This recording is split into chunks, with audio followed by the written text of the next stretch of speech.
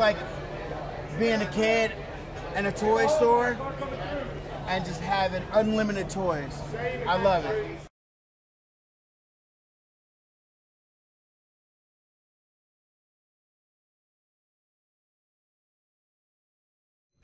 Always a pleasure to talk to you, bro. Likewise, likewise. You've been putting out a career of great movies. It was great to see the ABFF honor you this year for that, because you was well deserved in that. Yeah, I appreciate that, man. Thank you, Jeff Roddy, for that. By the way, that was fantastic.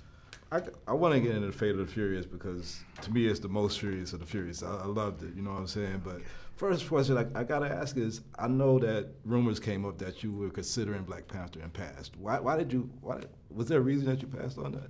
I think, rumors are rumors, man.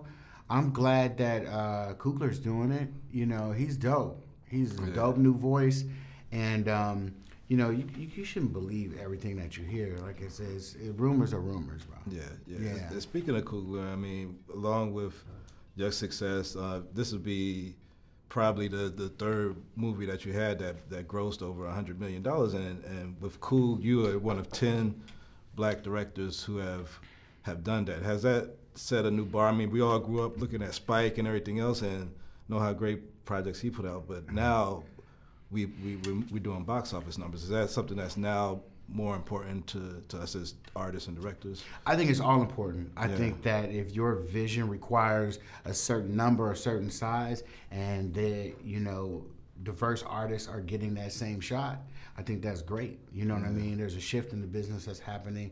I love that. When you got Coogler and Ava, stepping out, doing big movies and stuff like that, that's what we've been striving for a very long time. So it's not about size all the time. It's just about creativity. But if you have a big imagination, you're gonna need the resources, and now we're doing it.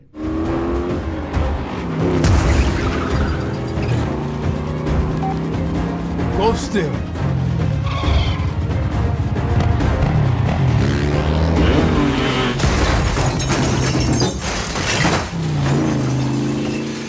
Adios, Toretto. Okay, Buster. Let's see if this works.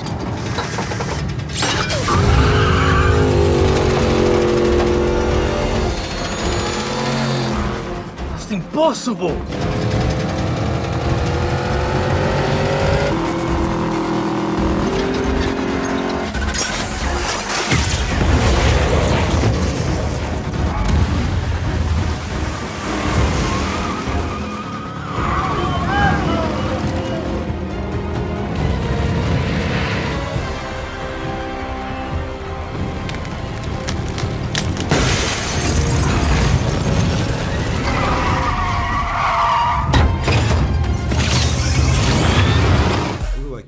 Toys to play with in this movie. I mean, besides The Rock and Charlize and everybody else in that great cast. Right. I mean, you had submarines and tanks. Like, how was that for you to just have like all of these toys and all these amazing vehicles to play with? It was insane. Yeah, it was insane. If you can imagine shooting a Lamborghini being chased by a submarine on ice at 200 miles an hour.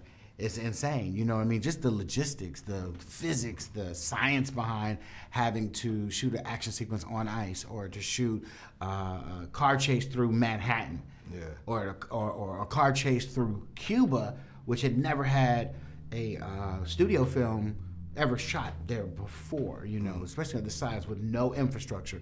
The logistics alone was insane. And then to be able to do it with the biggest cast on earth, the biggest action heroes, Oscar winners, all coupled with the massive movie, it was insane. I, in a good way, I loved it. And I think people are gonna really enjoy it. They're gonna see the work we put into it. All right, it's a lot of great projects I want to see you do. I know everybody brings up Friday all the time. Right. I know we just celebrated 20 years to set it off, but I really want to see you do the Coming to America sequel.